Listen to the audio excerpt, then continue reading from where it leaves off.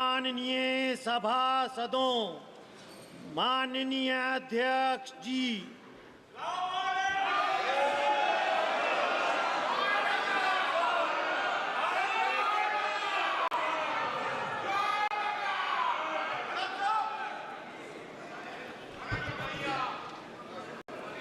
माननीय सदस्यगण, मुझे अपनी ओर से तथा सदन के माननीय सदस्यों की ओर से अंतर संसदीय संघ आईपीयू की प्रेसिडेंट और तंजानिया संयुक्त गणराज्य की नेशनल असेंबली की अध्यक्ष माननीय डॉक्टर तुलिया एक्सन का स्वागत करते हुए अत्यंत प्रसन्नता हो रही है। वे हमारी सम्मानित अतिथि के रूप में भारत की आधिकारिक यात्रा पर आई है। यह हमारे लिए खुशी की बात है कि डॉक्टर एक्सन बजट सत्र को देखने के लिए यहाँ उपस्थित है। माननीय डॉक्टर तुलिया एक्सन शुक्रवार दिनांक 19 जुलाई 2024 को भारत पहुंची। उन्होंने 21 जुलाई 2024 को आगरा का भ्रमण किया और इस समय वह विशेष बॉक्स में आसीन है। हम भारत में उनके सुखद और सफल प्रवास की कामना करते हैं। हम अंतर संसदीय संघ के प्रेसिडेंट के रूप में उनकी भूमिका के लिए सफलता की भी कामना करते हैं। उनके माध्यम से हम तंजानिया गणराज्य की संसद के सदस्यों, तंजानिया की सरकार तथा वहाँ की मित्र जनता को बधाई और शुभकामनाएं देते हैं। माननीय सदस्यगण, जैसा कि आपको समाचार भाग 2 के माध्यम से पहले ही सूचित किया जा चुका है कि माननीय वित्त मंत्री जी के बजट भाषण की प्रतियां हार्ड कॉपी के रूप में उपलब्ध कराई जाएगी। अतः बजट प्रस्तुत हो जाने के पश्चात माननीय सदस्य कृपया बजट भाषण की अपनी अपनी प्रति प्रकाशन काउंटर से प्राप्त कर लें। आपको ये भी सूचित किया जाता है कि माननीय मंत्री द्वारा बजट प्रस्तुत किए जाने के पश्चात बजट की प्रतियां आपको मेंबर्स पोर्टल के माध्यम से भी उपलब्ध करा दी जाएगी। माननीय वित्त मंत्री Shrimati Nirmala Sitharaman.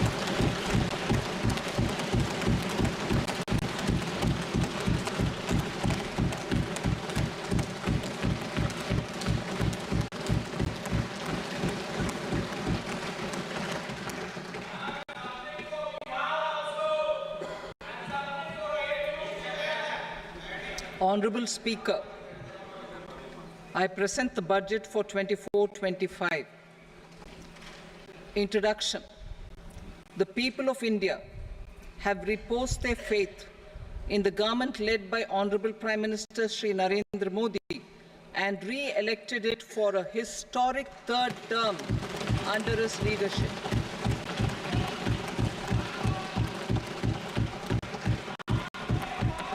We are grateful for their support, faith, and trust in our policies. We are determined to ensure that all Indians, regardless of religion, caste, gender, and age, make substantial progress in realizing their life goals and aspirations. Global context. The global economy, while performing better than expected, is still in the grip of policy uncertainties. Elevated asset prices, political uncertainties, and shipping disruptions continue to pose significant downside risks for growth and upside risks to inflation. In this context, India's economic growth continues to be the shining exception and will remain so in the years ahead.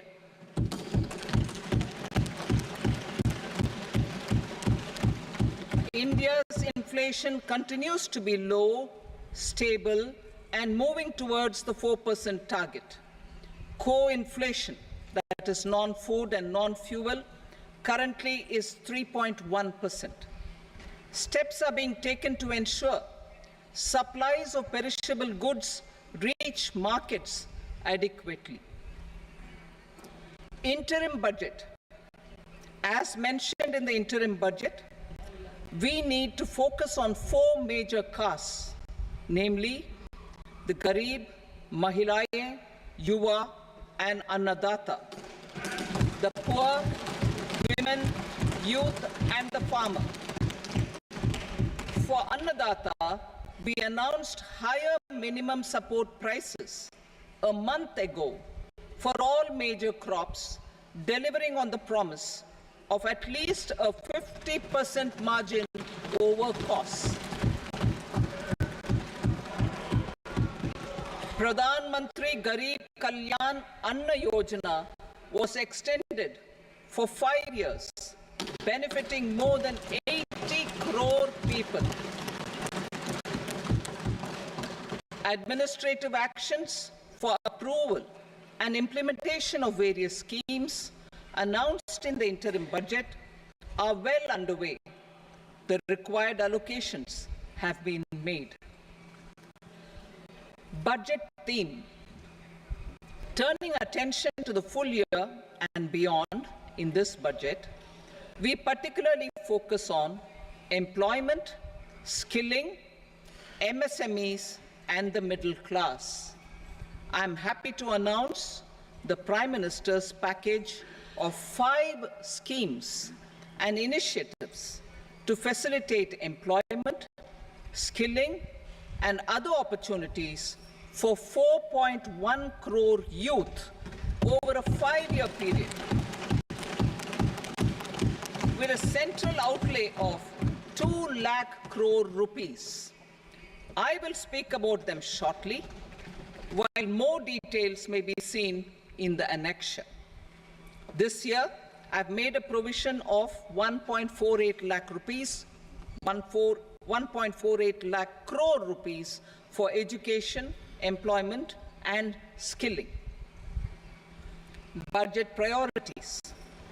The people have given a unique opportunity to our government to take the country on the path of strong development and an all-round prosperity.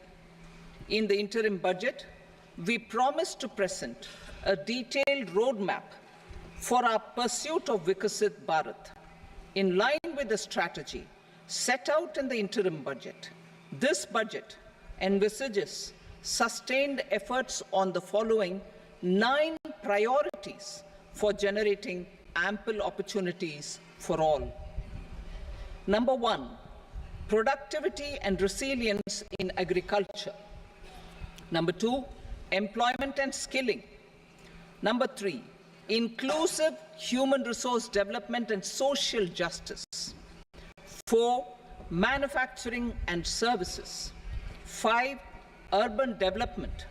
6, energy security. 7, infrastructure. 8, innovation, research and development.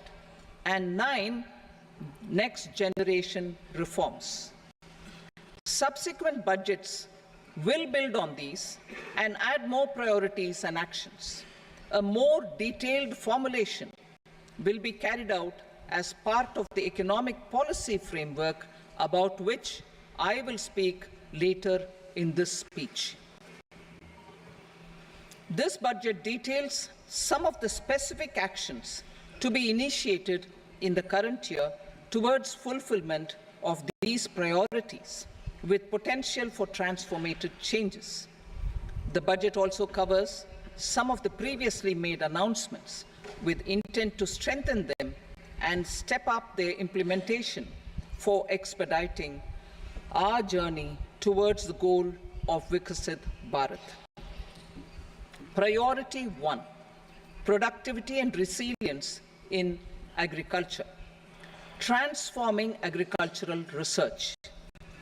Our government will undertake a comprehensive review of the agricultural research setup to bring the focus on raising productivity and developing climate-resilient varieties.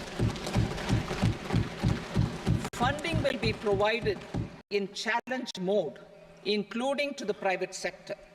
Domain experts, both from the government and outside, will oversee the conduct of such research. Release of new varieties. New 109 high-yielding and climate-resilient varieties of 32 field and horticultural crops will be released for cultivation by farmers. Natural farming. In the next 2 years, 1 crore farmers across the country will be initiated into natural farming, supported by certification and branding. Implementation will be through scientific institutions and willing gram panchayats. 10,000 need-based bio-input resource centers will be established. Missions for pulses and oil seeds. For achieving self-sufficiency in pulses and oil seeds, we will strengthen their production, storage, and marketing. As announced in the interim budget, a strategy is being put in place to achieve Atmanirbharta for oil seeds such as mustard, groundnut, sesame, soybean, and sunflower. Vegetable production and supply chains. Large-scale clusters for vegetable production will be developed closer to major consumption centers. We will promote farmer-producer organizations, cooperatives, and startups for vegetable supply chains, including for collection and storage and marketing. Digital public infrastructure for agriculture. Buoyed by the success of the pilot project, our government, in partnership with the states, will facilitate the implementation of the digital public infrastructure in agriculture for coverage of farmers and their lands in 3 years. During this year, digital crop survey for Kharif using the DPI will be taken up in 400 districts. The details of 6 crore farmers and their lands will be brought into the farmer and land registries. Further, the issuance of Jan Samarth-based Kisan credit cards will be enabled in 5 states. Shrimp production and export. Financial support for setting up a network of nucleus breeding centers for shrimp brood stocks will be provided. Financing for shrimp farming, processing, and export will be facilitated through NABARD. National cooperation policy. Our government will bring out a national cooperation policy for systematic, orderly, and all-round development of the cooperative sector, fast-tracking growth of rural economy and generation of employment opportunities on a large scale will be the policy goal. This year, I have made a provision of 1.52 lakh crore rupees for agriculture and allied sectors.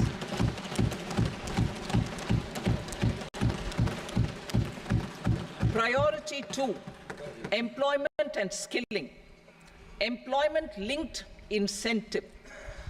Our government will implement following 3 schemes for employment-linked incentive as part of the Prime Minister's package. These will be based on enrollment in the EPFO and focus on recognition of first-time employees and support to employees and employers. Scheme A, first-timers. This scheme will provide 1 month wage to all persons newly entering the workforce in all formal sectors.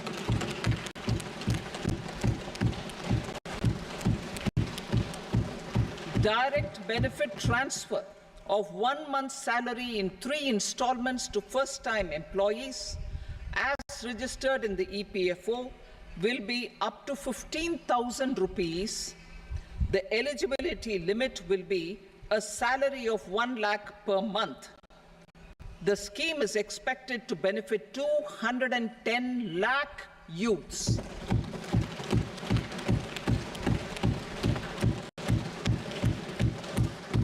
Scheme B, job creation in manufacturing. This scheme will incentivize additional employment in the manufacturing sector linked to the employment of first-time employees. An incentive will be provided at specified scale directly both to the employee and the employer with respect to the EPFO contribution in the first 4 years of employment. The scheme is expected to benefit 30 lakh youth entering employment and their employers.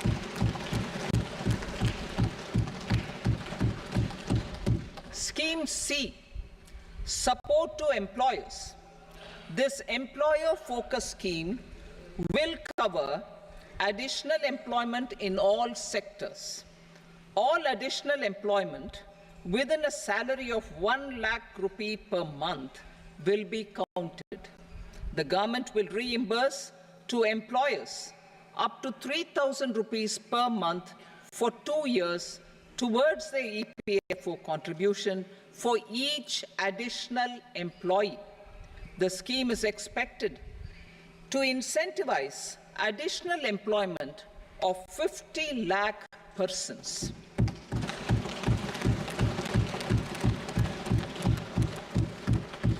Participation of women in the workforce.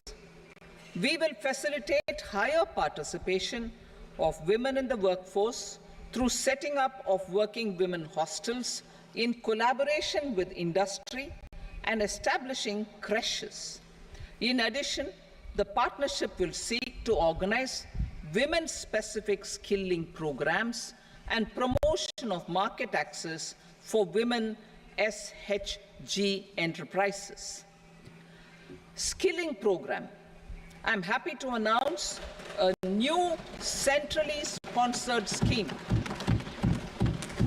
as the fourth scheme under the Prime Minister's package for skilling in collaboration with state governments and industry. 20 lakh youth will be skilled over a 5-year period.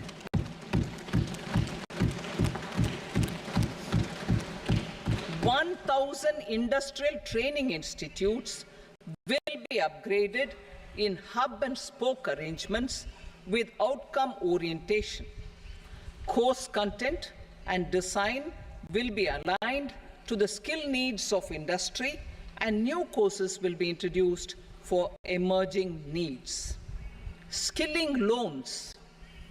The model skill loan scheme will be revised to facilitate loans up to 7.5 lakh rupees with a guarantee from a government-promoted fund. This measure is expected to help 25,000 students every year.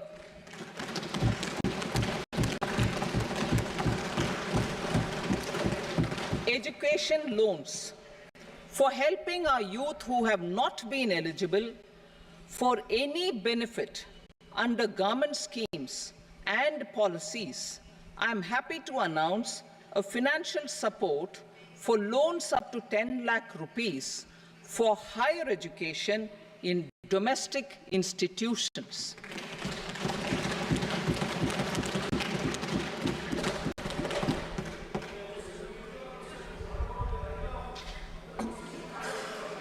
E-vouchers for this purpose.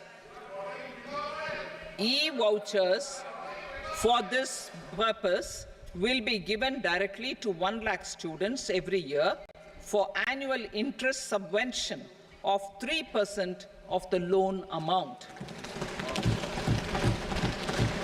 Priority 3, inclusive human resource development and social justice, saturation approach. Our government is committed to all-round, all-pervasive and all-inclusive development of people, particularly farmers, youth, women, and the poor. For achieving social justice comprehensively, the saturation approach of covering all eligible people through various programs, including those for education and health, will be adopted to empower them by improving their capabilities. Implementation of schemes meant for supporting economic activities by craftsmen, artisans, self-help groups, scheduled caste, scheduled tribe, and women entrepreneurs and street vendors such as the PM Vishwakarma, PM Swanidhi, National Livelihood Missions, and Stand Up India will be stepped up. Purvodaya. The states in the eastern part of the country are rich in endowments and have strong cultural traditions. We will formulate a plan, Purvodaya, for the all-round development of the eastern region of the country, covering Bihar, Jharkhand, West Bengal, Odisha, and Andhra Pradesh. This will cover human resource development, infrastructure, and generation of economic opportunities to make the region an engine to attain Vikasit Bharat. On the Amritsar-Kolkata Industrial Corridor, we will support development of an industrial node at Gaya. This corridor will catalyze industrial development of the eastern region. The industrial node at Gaya will also be a good model for developing our ancient centers of cultural importance into future centers of modern economy. This model shall showcase Vikas B, Virasat B in our growth trajectory. We will also support development of road connectivity projects, namely 1. Patna-Purnia Expressway, 2. Buxar-Bhagalpur Expressway, 3. Bodh Gaya, Rajgir, Vaishali and Darbhanga spurs, and 4. Additional 2-lane bridge over River Ganga at Buxar at a total cost of 26,000 crore rupees.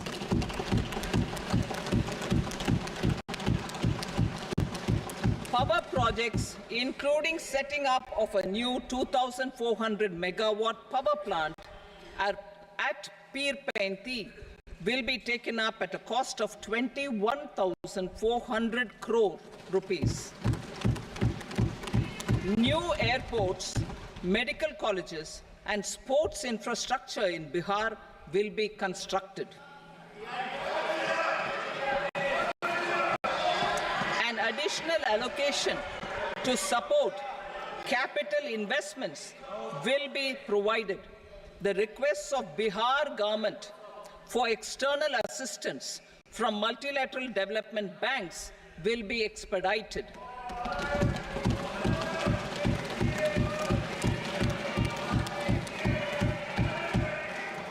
Andhra Pradesh Reorganization Act. Our government has made concerted efforts to fulfill the commitments in Andhra Pradesh Reorganization Act.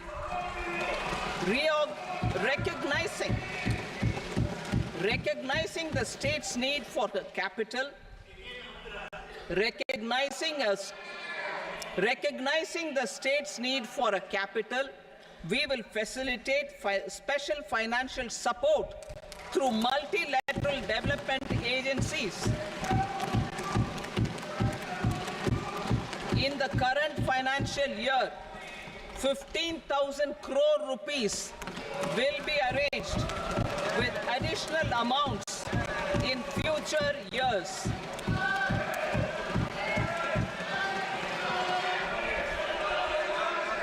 Our government is fully committed to financing and early completion of the Polavaram irrigation project, which is the lifeline for Andhra Pradesh and its farmers. This will facilitate our country's food security as well. Under the Act, Andhra Pradesh Reorganization Act for promoting industrial development, funds will be provided for essential infrastructure such as water, power, railways, and roads in Kopparthi node on the Visakhapatnam-Chennai Industrial Corridor and Varavakal node on the Hyderabad-Bangalore Industrial Corridor. An additional allocation will be provided this year towards capital investment for economic growth. Grants for backward regions of Rayalaseema, Prakasham, North Coastal Andhra, as stated in the Act, will be provided. PM Awas Yojana. 3 crore additional houses under the PM Awas Yojana in rural and urban areas in the country have been announced, for which the necessary allocations are being made. Women-led development. For promoting women-led development, the budget carries an allocation of more than 3 lakh crore for schemes benefiting women and girls. This signals our government's commitment for enhancing women's role in economic development. Pradhan Mantri Janjatiya Unnat Gram Abhiyan.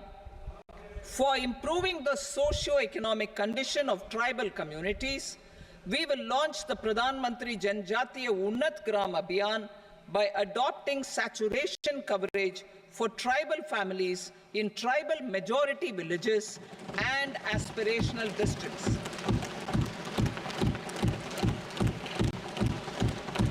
This will cover 63,000 villages, benefiting 5 crore tribal people. Bank branches in northeastern region.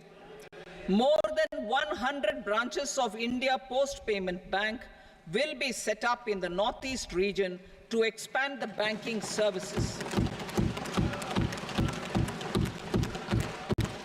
This year, I have made a provision of 2.66 lakh crore rupees for rural development, including rural infrastructure.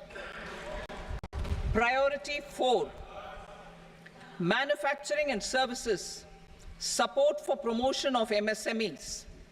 This budget provides special attention to MSMEs and manufacturing, particularly labor-intensive manufacturing. We have formulated a package covering financing, regulatory changes, and technology support for MSMEs to help them grow and also compete globally, as mentioned in the interim budget. I am happy to announce the following specific measures. Credit guarantee scheme for MSMEs in the manufacturing sector. For facilitating term loans to MSMEs for purchase of machinery and equipment without collateral or third-party guarantee, a credit guarantee scheme will be introduced. The scheme will operate on pooling of credit risks of such MSMEs. A separately constituted self-financing guarantee fund will provide to each applicant guarantee cover up to 100 crore rupees, while the loan amount may be larger. The borrower will have to provide an upfront guarantee fee and an annual guarantee fee on the reducing loan balance. New assessment model for MSME credit. Public sector banks will build their own in-house capability to assess MSMEs for credit instead of relying on external assessment. They will also take a lead in developing or getting developed a new credit assessment model based on the scoring of digital footprints of the MSMEs in the economy.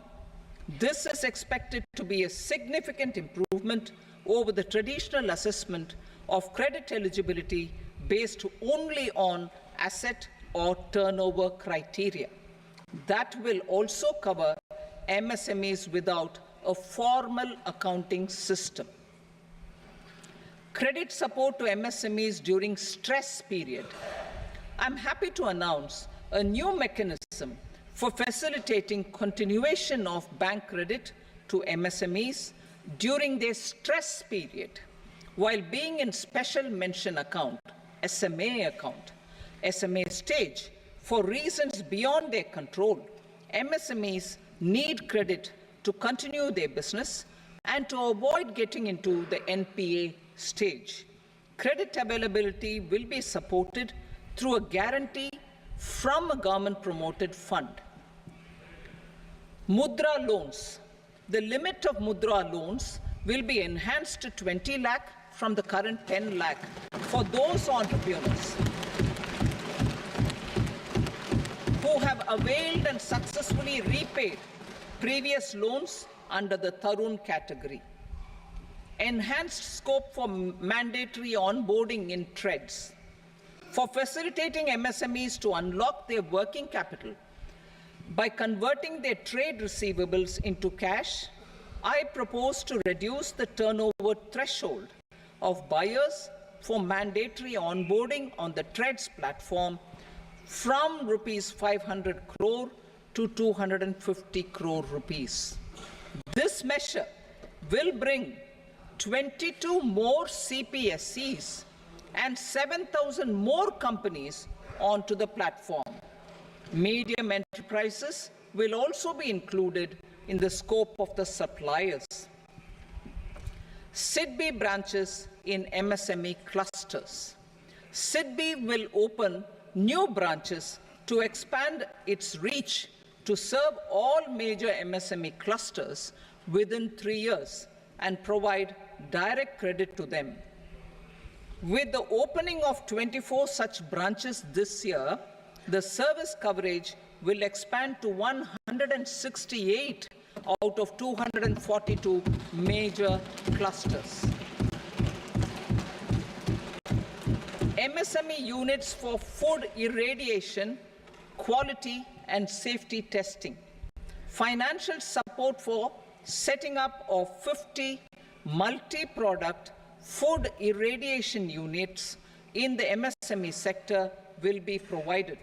Setting up of 100 food quality and safety testing labs with NABL accreditation will be facilitated. E-commerce export hubs to enable MSMEs and traditional artisans to sell their products in international markets. E-commerce export hubs will be set up in public-private partnership mode. These hubs, under a seamless regulatory and logistic framework, will facilitate trade and export-related services under one roof. Measures for promotion of manufacturing and services. Internship in top companies. As the fifth scheme under Prime Minister's package, our government will launch a comprehensive scheme for providing internship opportunities in 500 top companies to 1 crore youth in 5 years. They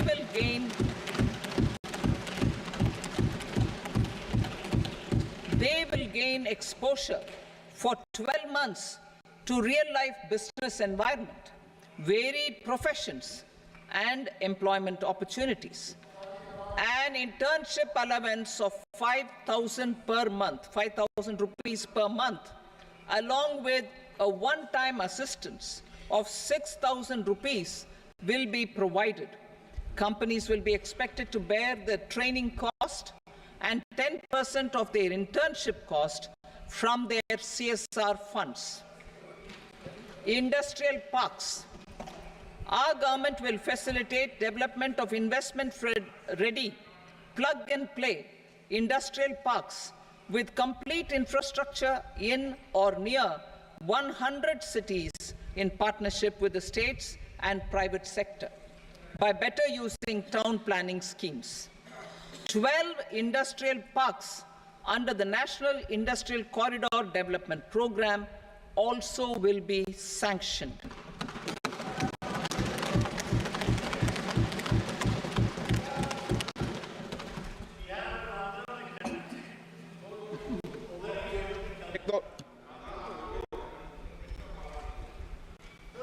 Veggie paper, no. Please, Patty.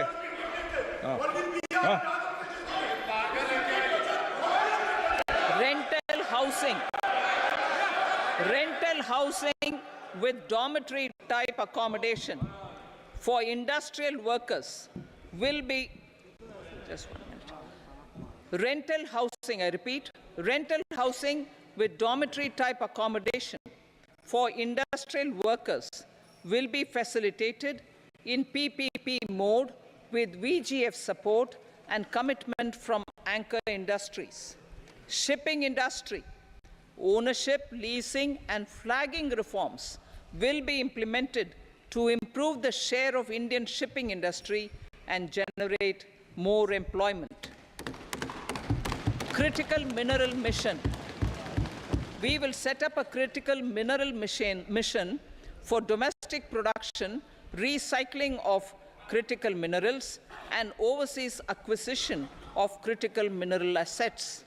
Its mandate will include technology development, skilled workforce, extended producer responsibility framework, and a suitable financing mechanism. Offshore mining of minerals. Our government will launch the auction of the first tranche of offshore blocks for mining, building on the exploration already carried out. Digital public infrastructure applications. Turning to the services sector, I propose development of DPI applications at population scale for productivity gains, business opportunities, and innovation by the private sector.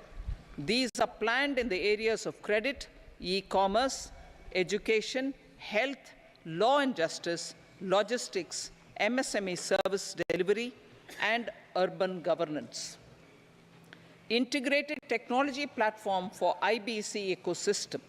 An integrated technology platform will be set up for improving the outcomes under the Insolvency Bankruptcy Code for achieving consistency, transparency, timely processing, and better oversight for all stakeholders. Voluntary closure of LLPs. The services of the Center for Processing Accelerated Corporate Exit, CPACE, will be extended for voluntary closure of LLPs to reduce the closure times. National Company Law Tribunals. The IBC has resolved more than 1,000 companies, resulting in direct recovery of 3.3 lakh crore to creditors. 3.3 lakh crore rupees to creditors. In addition, 28,000 cases involving over 10 lakh crore rupees have been disposed of even prior to admission. Appropriate changes to the IBC, reforms and strengthening of the tribunal and appellate tribunals will be initiated to speed up insolvency resolution. Additional tribunals will be established. Out of those, some will be notified to decide cases exclusively under the Companies Act. Debt recovery. Steps for reforming and strengthening debt recovery tribunals will be taken. Additional tribunals will be established to speed up recovery. Priority 5, urban development. Cities as growth hubs. Working with states, our government will facilitate development of cities as growth hubs. This will be achieved through economic and transit planning and orderly development of peri-urban areas utilizing town planning schemes. Creative redevelopment of cities. For creative brownfield redevelopment of existing cities with the transformative impact, our government will formulate a framework for enabling policies, market-based mechanisms, and regulation. Transit-oriented development. transit-oriented development plans for 14 large cities with a population above 30 lakh will be formulated, along with an implementation and financing strategy. Urban housing. Under the PM Awas Yojana, Urban 2.0, housing needs of 1 crore urban poor and middle-class families will be addressed with an investment of 10 lakh crore rupees.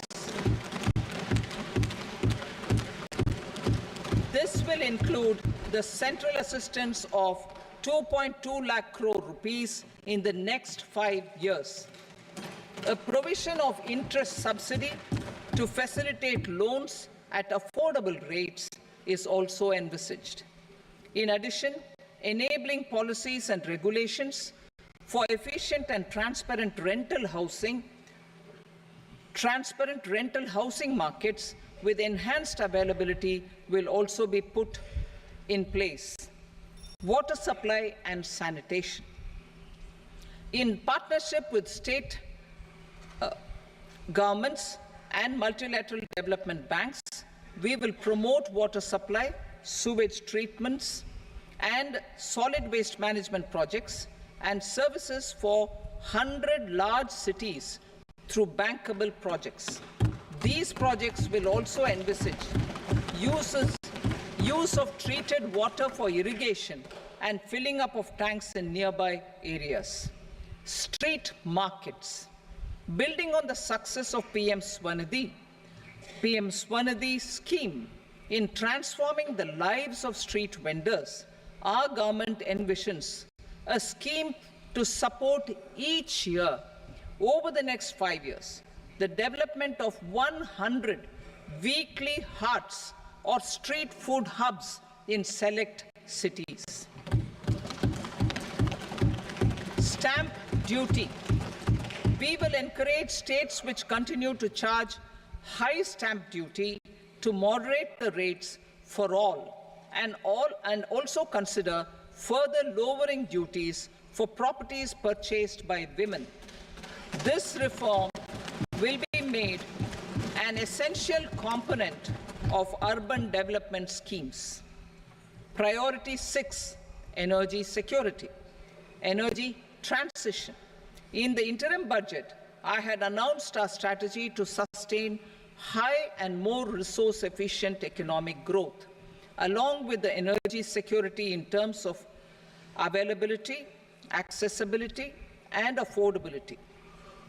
We will bring out a policy document on appropriate energy transition pathways that balances the imperatives of employment, growth, and environmental sustainability. PM Surya Ghar Muft Bijli Yojana. PM Surya Ghar Muft Bijli Yojana.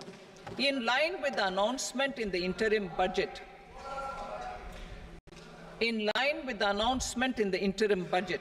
PM Surya Ghar Muft Bijli Yojana has been launched to install rooftop solar plants to enable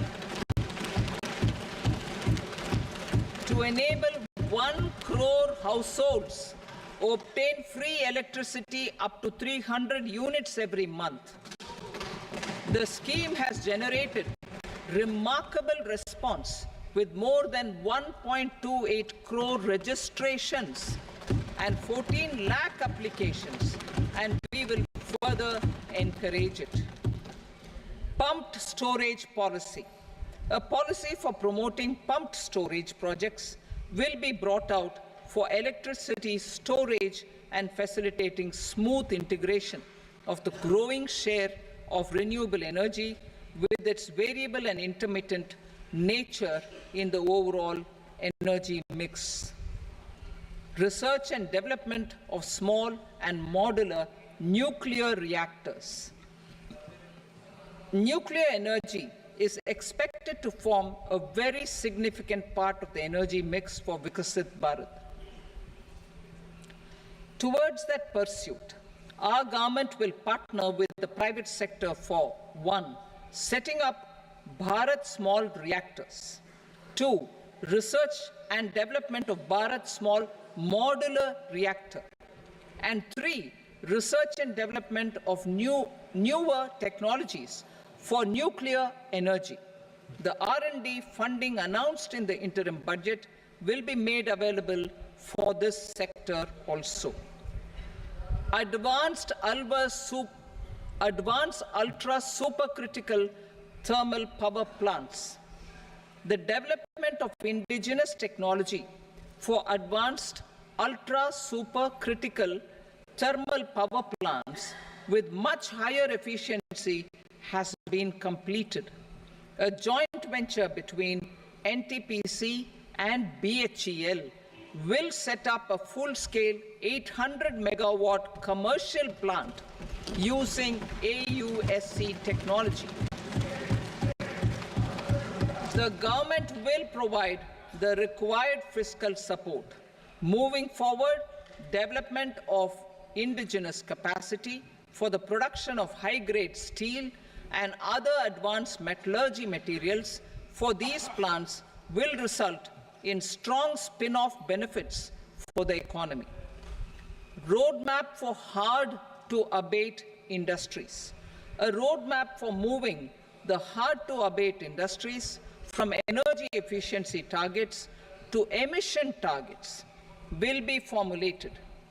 Appropriate regulations for transition of these industries from the current perform, achieve, and trade mode to Indian carbon market mode will be put in place. Support to traditional micro and small industries. An investment-grade energy audit of traditional micro and small industries in 60 clusters, including brass and ceramic, will be facilitated. Financial support will be provided for shifting them to cleaner forms of energy and implementation of energy efficiency measures. The scheme will be replicated in another 100 clusters in the next phase.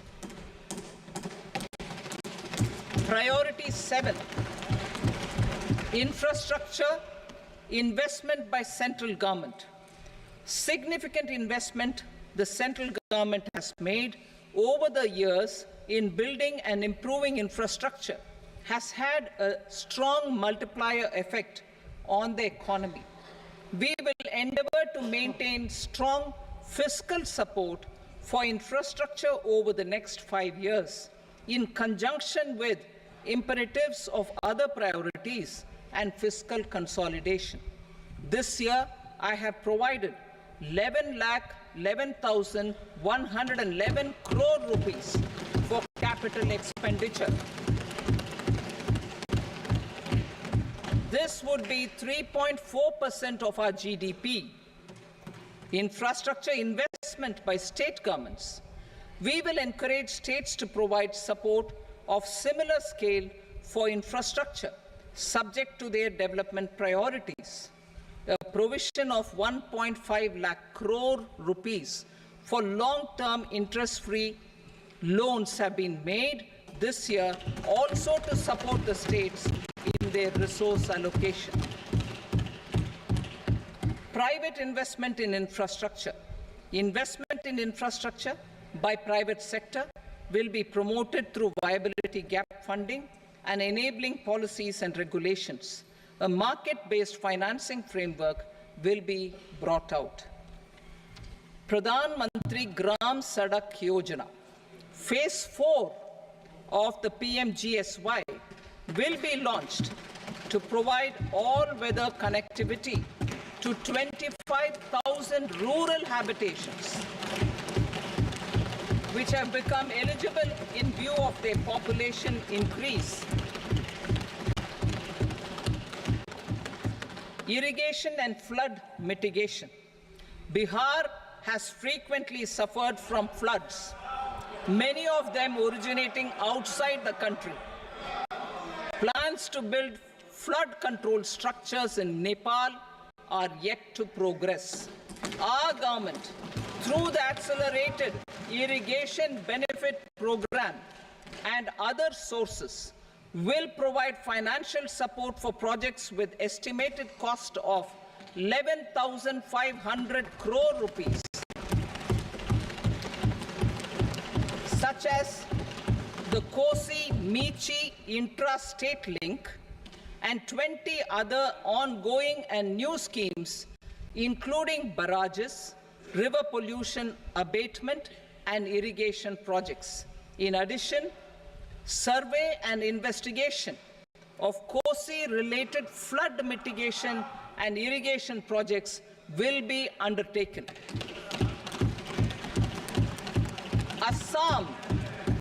Assam grapples with floods every year by the Brahmaputra River and its tributaries originating outside India.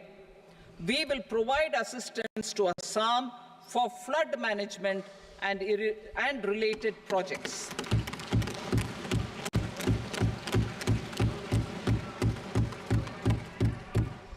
Himachal Pradesh suffered extensive losses due to floods last year. Our government will provide assistance to the state for reconstruction and rehabilitation through multilateral development assistance.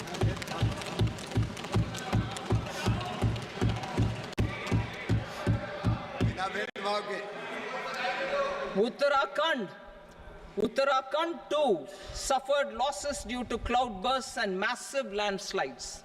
We will provide assistance to the state. Recently, Sikkim witnessed devastating flash floods and landslides that wreaked havoc across the state. Our government will provide assistance to the state. Tourism has always been a part of our civilization. Our efforts in positioning India as a global tourist destination will also create jobs, stimulate investments, and unlock economic opportunities for other sectors. In addition to the measures outlined in the interim budget, I propose the following measures.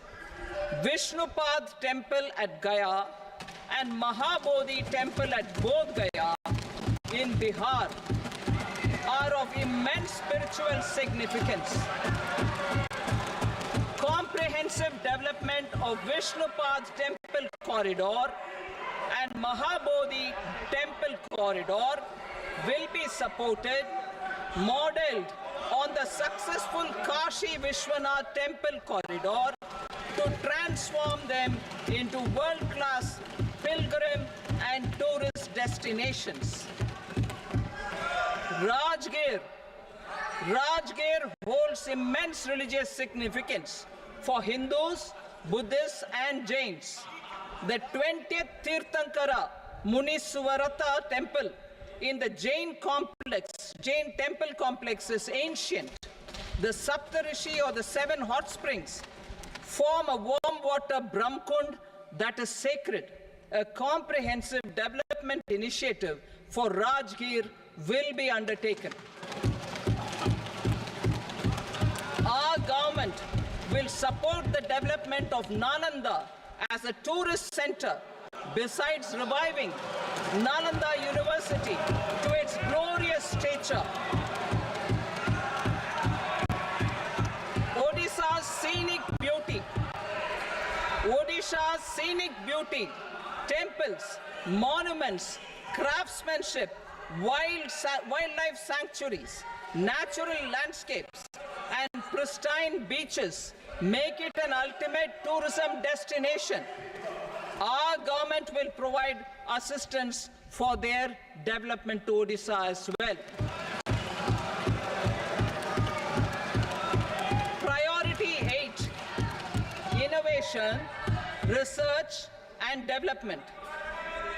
We will operationalize the Anusandhan National Research Fund for basic research and prototype development.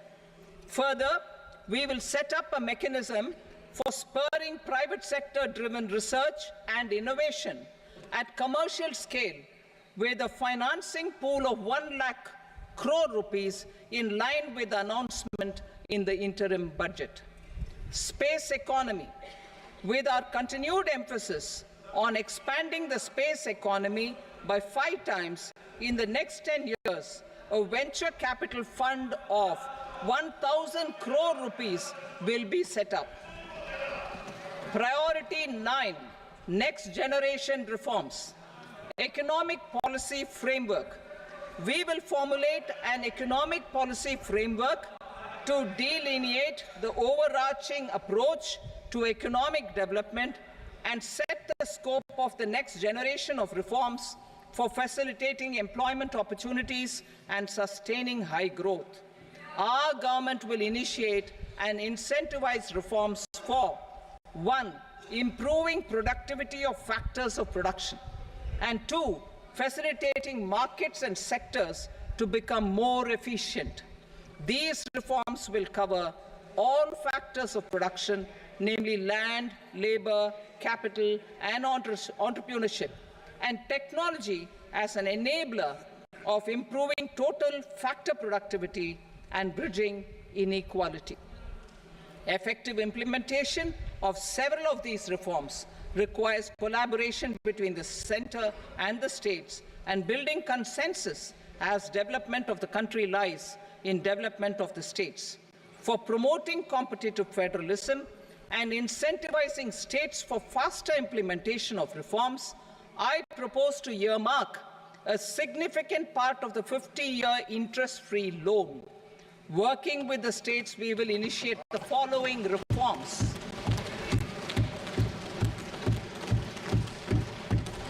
Land-related reforms and actions, both in the rural and urban areas, will cover land administration, will cover 1. Land administration, planning and management, and 2.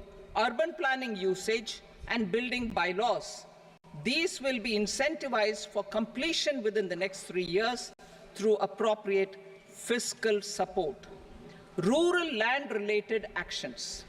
Rural land-related actions will include 1. Assignment of unique land parcel identification number, UL PIN, or Bhu Aadhaar for all lands. 2. Digitization of cadastral maps. 3. Survey of subdivisions, survey of map subdivisions as per current ownership. 4. Establishment of land registry. And 5. Linking to the farmers registry.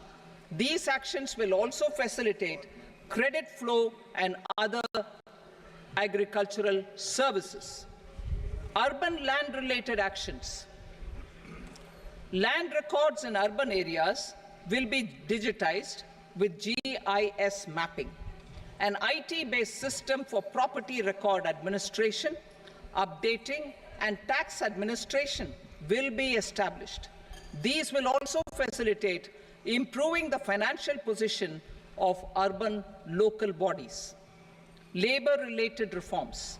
Services to labor. Our government will facilitate the provision of a wide array of services to labor, including those for employment and skilling. A comprehensive integration of e-Shram portal with other portals will facilitate such one-stop solution. Open architecture databases for the rapidly changing labor market, skill requirements, and available job roles, and a mechanism to connect job aspirants with potential employers and skill providers will be covered in these services. Shram Suvidha and Samadhan portal. Shram Suvidha and Samadhan portal will be revamped to enhance ease of compliance for industry and trade. Capital and entrepreneurship related reforms, financial sector vision and strategy. For meeting financing needs of the economy, our government will bring out a financial sector vision and strategy document to prepare the sector in terms of size, capacity, and skills. This will set the agenda for the next 5 years and guide the work of the government, regulators, financial institutions, and market participants. Taxonomy for climate finance. We will develop taxonomy for climate finance for enhancing the availability of capital for climate adaptation and mitigation. This will support achievement of the country's climate commitments and green transition. Variable capital company structure.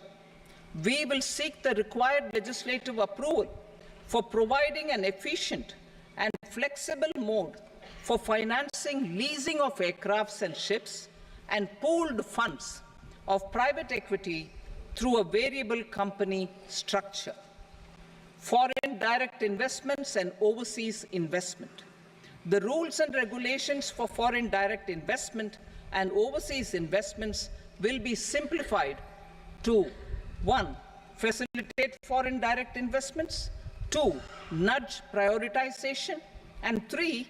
Promote opportunities for using Indian rupee as a currency for overseas investment.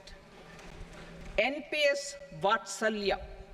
NPS Vatsalya, a plan for contribution by parents and guardians for minors, will be started.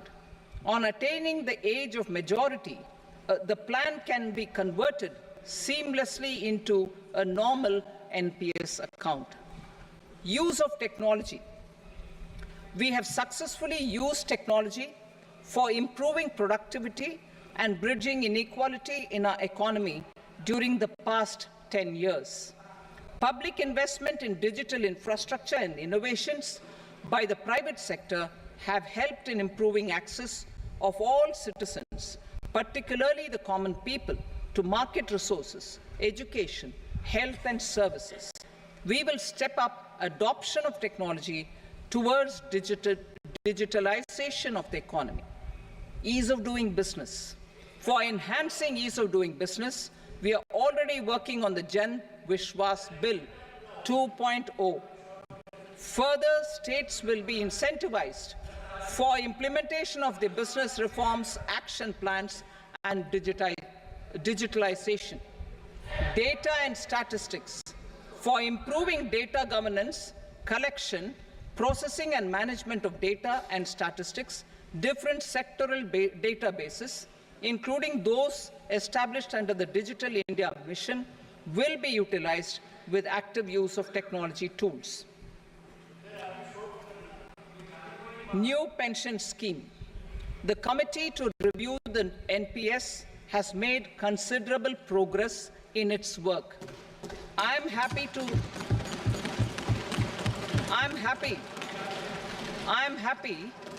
that the staff side of the National Council of the Joint Consultative Machinery for Central Government Employees has taken a constructive approach. A solution will be evolved which addresses the relevant issues while maintaining fiscal prudence to protect the common citizens. Budget estimates for 24-25. For the year 24-25, total receipts other than borrowings and the total expenditure are estimated at 32.07 lakh crore rupees and 48.21 lakh crore rupees respectively. The net tax receipts are estimated at 25.83 lakh crore rupees. The fiscal deficit is estimated at 4.9% of the GDP. The gross and the net market borrowings through dated securities during 24-25 are estimated at 14.01 lakh crore rupees and 11.63 lakh crore rupees respectively. Both will be less than that in 23-24. The fiscal consolidation path announced by me in 2021 has served our economy very well, and we aim to reach the deficit below 4.5% next year. The government is committed to staying the course. From 2026-27 onwards, our endeavor will be to keep the fiscal deficit each year such that the central government's debt will be on a declining path as percentage of GDP. I will now move to Part B.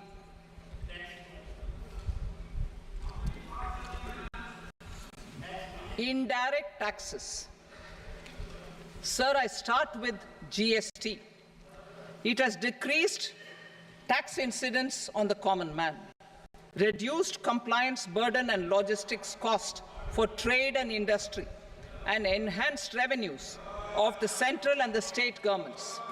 It is a success of vast proportions. To multiply the benefits of GST, we will strive to further simplify and rationalize the tax structure and endeavor to expand it to the remaining sectors. My proposals for customs duties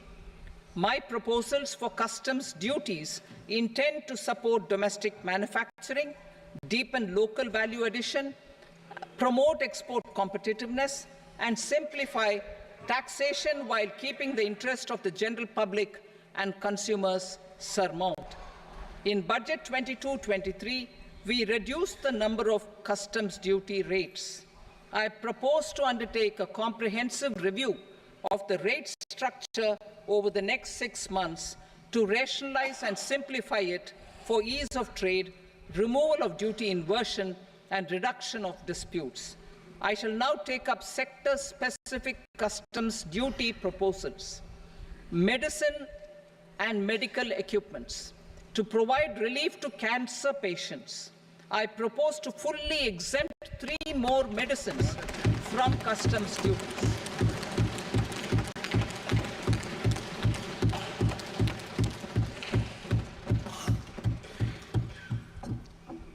I also propose changes in the BCD on X-ray tubes and flat panel detectors for use in medical X-ray machines under the phased manufacturing program so as to synchronize them with the domestic capacity addition. Mobile phone and related parts. With a 3-fold increase in domestic production and almost a 100-fold jump in exports of mobile phones over the last 6 years, the Indian mobile industry has matured. In the interest of consumers, I now propose to reduce the BCD on mobile phone, mobile PCBA, and mobile charger to 15%. Critical minerals. Minerals such as lithium, copper, cobalt, and rare earth elements are critical for sectors like nuclear energy, renewable energy, space, defense, telecommunications, and high-tech electronics. I propose to fully exempt customs duties on 25 critical minerals and reduce BCD on 2 of them. This will provide a major fillip to the processing and refining of such minerals and help secure their availability for these strategic and important sectors. Solar energy. Energy transition is critical in the fight against climate change. To support energy transition, I propose to expand the list of exempted capital goods for use in the manufacture of solar cells and panels in the country. Further, in view of sufficient domestic manufacturing capacity of solar gas, glass, and tinned copper interconnect, I propose not to extend the exemption of custom duties provided to them. Marine products. India's seafood exports in the last financial year touched an all-time high of more than 60,000 crores of rupees. Frozen shrimp accounted for about 2/3 of these exports. To enhance their competitiveness, I propose to reduce BCD on certain broodstock, polychaete worms, shrimp, and fish feed to 5%. I also propose to exempt customs duty on various inputs for manufacture of shrimp and fish feed. Leather and textile. Similarly, to enhance the competitiveness of exports in the leather and textile sectors, I propose to reduce BCD on real down-filling material from duck or goose. I am also making additions to the list of exempted goods for manufacture of leather and textile garments, footwear, and other leather articles for export. To rectify inversion in duty, I propose to reduce BCD subject to conditions on methylene diphenyl diisocyanate, MDI, for manufacture of spandex yarn from 7.5 to 5%. Furthermore, the export duty structure on raw hides, skin, and leather is proposed to be simplified and rationalized. Precious metals. To enhance domestic value addition in gold and precious metal jewelry in the country, I propose to reduce customs duties on gold and silver to 6% and that of platinum to 6.4%. Other metals, steel and copper, are important raw materials. To reduce their cost of production, I propose to remove the BCD on ferronickel and blister copper. I am also continuing with nil BCD on ferrous scrap and nickel cathode and concessional BCD of 2.5% on copper scrap. Electronics. To increase value addition in the domestic electronics industry, I propose to remove the BCD subject to conditions on oxygen-free copper for manufacture of resistors. I also propose to exempt certain parts for manufacture of connectors. Chemicals and petrochemicals. To support existing and new capacities in the pipeline, I propose to increase the BCD on ammonium nitrate from 7.5% to 10%. Plastics. PVC flex banners are non-biodegradable and hazardous for environment and health. To curb their imports, I propose to raise the BCD on them from 10 to 25%. Telecommunication equipment. To incentivize domestic manufacturing, I propose to increase the BCD from 10 to 15% on PCBA of specified telecom equipment. Trade facilitation. To promote domestic aviation and boat and ship MRO, I propose to extend the period for export of goods imported for repairs from 6 months to 1 year. I'll read that again. To promote domestic aviation and boat and ship maintenance, repair and operations, I propose to extend the period for export of goods imported for repairs from 6 months to 1 year. In the same vein, I propose to extend the time limit for re-import of goods for repairs under warranty from 3 to 5 years. I now move to direct taxes. We will continue our efforts to simplify taxes, improve taxpayer services, provide tax certainty, and reduce litigation while enhancing revenues for funding the development and welfare schemes of the government. It has been our endeavor to simplify taxation. We have taken a number of measures in the last few years, including introduction of simplified tax regimes without exemptions and deductions for corporate tax and for personal income tax. This has been appreciated by taxpayers. 58% of corporate tax came from the simplified tax regime in the financial year 22-23. Similarly, as per data available till now, for the last fiscal, more than 2/3 have availed the new personal income tax regime. Comprehensive review of the Income Tax Act. I am now announcing a comprehensive review of the Income Tax Act 1961. The purpose is to make the Act concise, lucid, easy to read and understand. This will reduce disputes and litigation, thereby providing tax certainty to the taxpayers. I will also bring down the demand embroiled in litigation. It is proposed to be completed in 6 months. A beginning is being made in the finance bill by simplifying the tax regime for charities, tedious rate structures, provisions of reassessment and such provisions, and capital gains taxation. Simplification for charities and tedious. The two tax exemption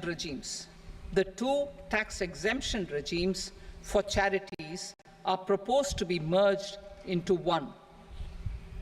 The 5% TDS rate on many payments is being merged into the 2% TDS rate, and the 20% TDS rate on repurchase of units by mutual funds or UTI is being withdrawn.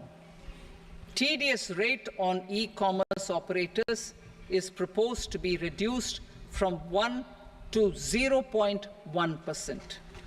Moreover, credit of TCS is proposed to be given in the TDS to be deducted on salary. Further, I propose to decriminalize delay for payment of TDS up to the due date of filing statement for the same. I also plan to provide a standard operating procedure for TDS defaults and simplify and rationalize the compounding guidelines for such defaults. Simplification of reassessment. I propose to thoroughly simplify the provisions for reopening and reassessment. An assessment hereinafter can be reopened beyond 3 years from the end of the assessment year only if the escaped income is 50 lakh rupees or more, up to a maximum period of 5 years from the end of the assessment year. Even in such cases, a time limit of 6 years before the year of the search, as against the existing time limit of 10 years, is being proposed. This will reduce tax uncertainty and disputes. Simplification and rationalization of capital gains. Capital gains taxation is also proposed to be hugely simplified. Short-term gains on certain financial assets shall henceforth attract a tax rate of 20%, while that on all other financial assets and all non-financial assets shall continue to attract the applicable tax rate. Long-term gains on all financial and non-financial assets, on the other hand, will attract a tax rate of 12.5%. For the benefit of the lower and the middle income classes, I propose to increase the limit of exemption of capital gains on certain financial assets to 1.25 lakh rupees per year.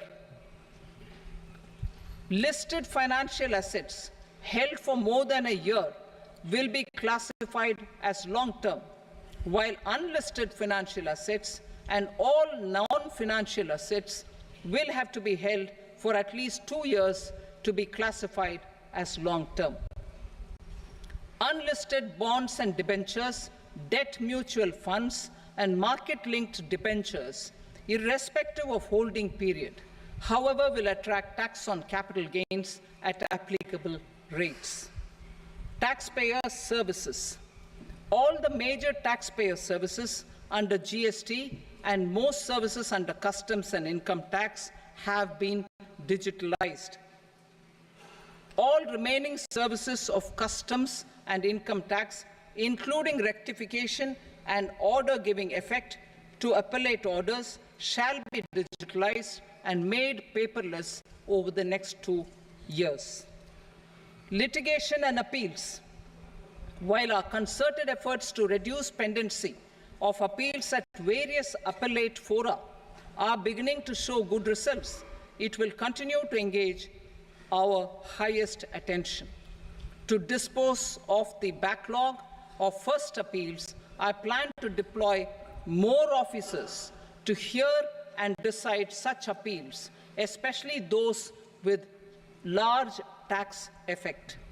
For resolution of certain income tax disputes pending in appeal, I am also proposing Vivad Se Vishwas Scheme 2024. Further, I propose to increase monetary limits for filing appeals related to direct taxes, excise and service tax in the tax tribunals, high courts and Supreme Court to 60 lakh rupees, 2 crore rupees and 5 crore respectively, with a view to reduce litigation and provide certainty in international taxation. We will expand the scope of safe harbor rules and make them more attractive.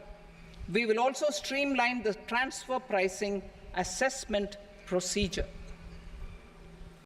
Employment and investment.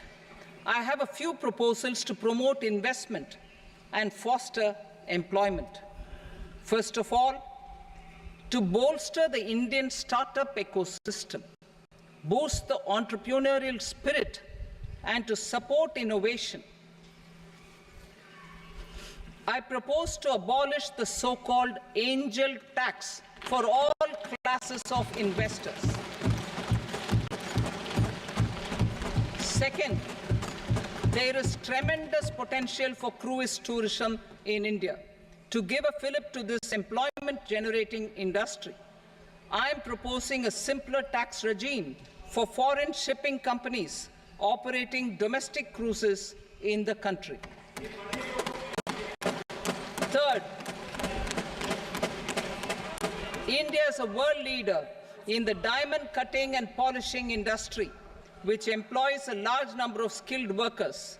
To further promote the development of this sector, we would provide for safe harbor rates for foreign mining companies selling raw diamonds in the country.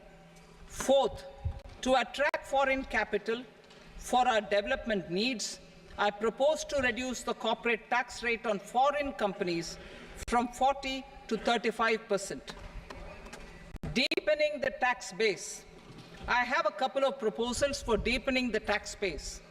First, security transaction tax on futures and options of securities is proposed to be increased to 0.02% and 0.1% respectively. Second, for reasons of equity, I propose to tax income received on buyback of shares in the hands of recipients. Other proposals: to improve social security benefits, deduction of expenditure by employers towards NPS is proposed to be increased from 10 to 14% of the employee's salary. Similarly, deduction of this expenditure up to 14% of salary from the income of employees in private sector, public sector banks and undertakings opting for the new tax regime is proposed to be provided. Indian professionals working in multinationals get ESOPs and invest in social security schemes and other movable assets abroad. Non-reporting of such small foreign assets has penal consequences under the Black Money Act. Such non-reporting of movable assets up to 20 lakh rupees is proposed to be depenalized.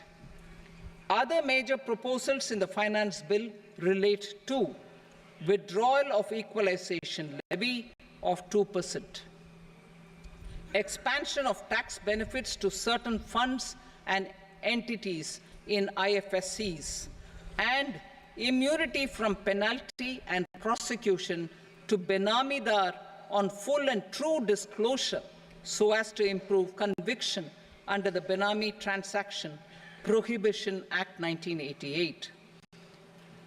Personal income tax. Coming to personal income tax rates, I have two announcements to make for those opting for the new tax regime. First, the standard deduction for salaried employees is proposed to be increased from 50,000 to 75,000 rupees.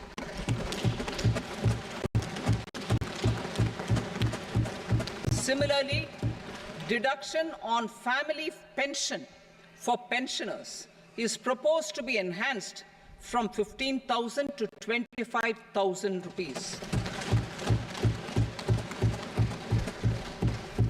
This will provide relief to about 4 crore salaried individuals and pensioners.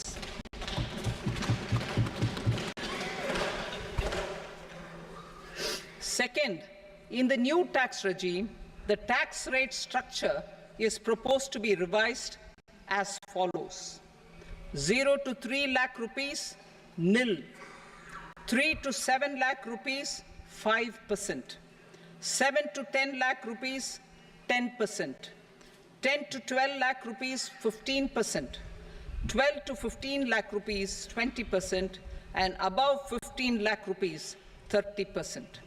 As a result of these changes, a salaried employee in the new tax regime stands to save up to 17,500 rupees in income tax.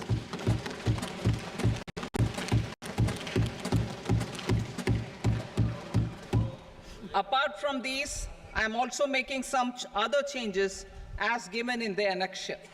As a result of these proposals, revenue of about 37,000 crore, that is 29,000 crore in direct taxes and 8,000 crore in indirect taxes, will be foregone, while revenue of about 30,000 crore rupees will be additionally mobilized. Thus, the total revenue foregone is about 7,000 crores annually. Mr. Speaker, sir, with this, I commend the budget to this august House. Jai Hind.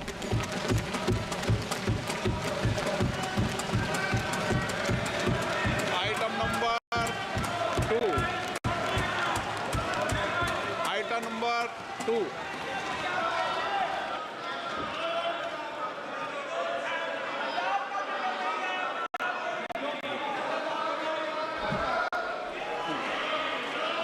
Sir, with your permission, I rise to lay on the table the following statements under Section 3 of the Fiscal Responsibility and Budget Management, FRBM Act 2003, Medium-Term Fiscal Policy cum Fiscal Policy Strategy Statement, and Macroeconomic Framework Statement.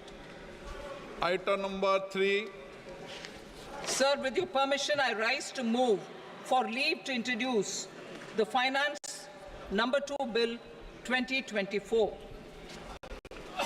प्रश्न ये कि विधेयक को पुनर्स्थापित करने की अनुमति प्रदान की जाए। जो सदस्य इसके पक्ष में हाँ कहें, जो सदस्य विरोध में ना कहें। मेरे विचार में निर्णय हाँ वालों के पक्ष में अनुमति प्रदान की जाती है। माननीय मंत्री जी, अब विधेयक पुनर्स्थापित करें। Sir, I introduce the bill. Item number 4. The Union Territory of Jammu and Kashmir budget. Sir, I rise to present a statement, Hindi and English versions, of the estimated receipts and expenditure of the Union Territory of Jammu and Kashmir for the year 24-25. सभा की कार्रवाई कल बुधवार दिनांक 24 जुलाई 2024 को प्राप्त 11 बजे तक के लिए स्थगित की जाती है।